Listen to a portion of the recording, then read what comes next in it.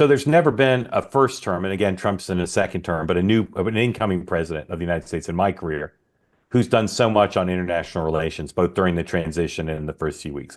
Normally, presidents turn to international relations later on.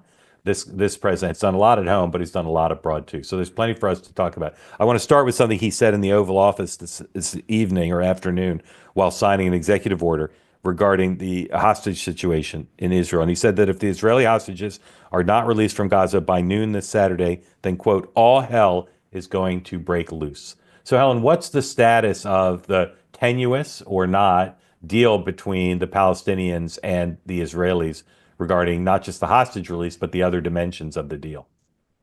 I mean, in short, yes, the US can absolutely deal with the hostage situation in Gaza right now because they are really the only player that's still able to exact any sort of outcome in the situation. And I think Trump has really gone out really hard on this issue and shown that the US has leverage and is able to effect a change.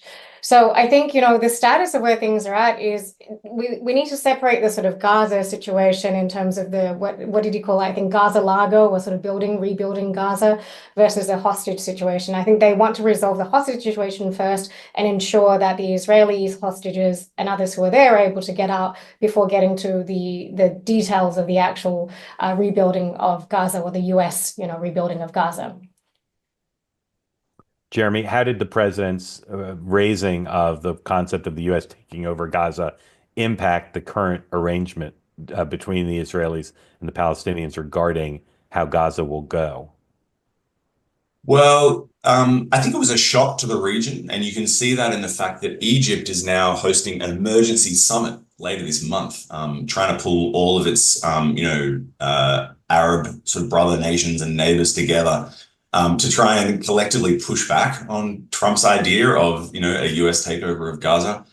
We can get into, why they react that way and why his announcement was such a shock to the region. But I guess in the immediate sense, there are hostage prisoner exchanges taking place still.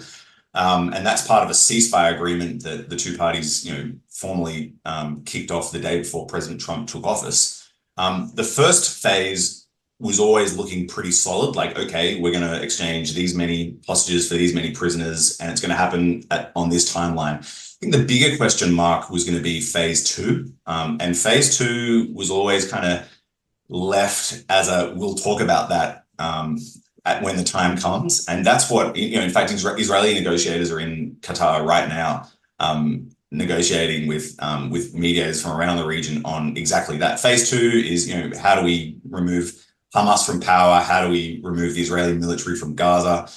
These really tough sequencing questions. And so I guess Trump's, flagging the idea of the US taking Gaza, it would have hit those talks just, like a bombshell. It would have been a big deal for them and would have rattled, I think, mediators and negotiators on all sides.